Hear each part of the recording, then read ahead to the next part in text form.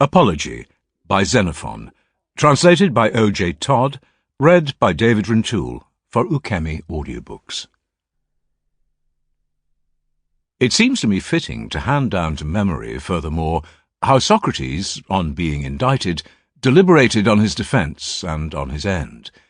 It is true that others have written about this, and that all of them have reproduced the loftiness of his words, a fact which proves that his utterance really was of the character intimated.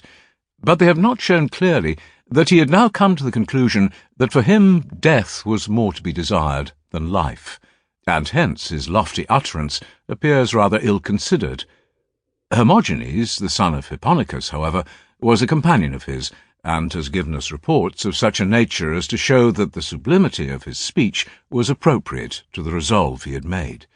For he stated that, on seeing Socrates discussing any and every subject rather than the trial, he had said, "Socrates, ought you not to be giving some thought to what defence you are going to make?" That Socrates had at first replied, "Why, do I not seem to you to have spent my whole life in preparing to defend myself?" Then, when he asked, "How so?" he had said, "Because all my life I have been guiltless of wrongdoing, and that I consider the finest preparation for a defence." Then, when Hermogenes again asked, "Do you not observe that the Athenian courts have often been carried away by an eloquent speech, and have condemned innocent men to death, and often, on the other hand, the guilty have been acquitted, either because their plea aroused compassion, or because their speech was witty?" "Yes, indeed," he had answered, "and I have tried twice already to meditate on my defence, but my divine sign interposes."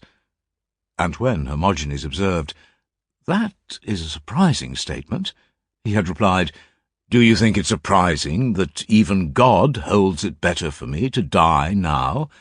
Do you not know that I would refuse to concede that any man has lived a better life than I have up to now? For I have realized that my whole life has been spent in righteousness toward God and man, a fact that affords the greatest satisfaction. And so I have felt a deep self-respect, and have discovered that my associates hold corresponding sentiments toward me. But now, if my years are prolonged, I know that the frailties of old age will inevitably be realized, that my vision must be less perfect, and my hearing less keen, that I shall be slower to learn, and more forgetful of what I have learned.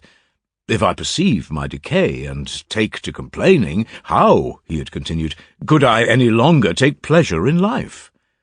Perhaps," he added, "God in his kindness is taking—" Sample complete. Ready to continue?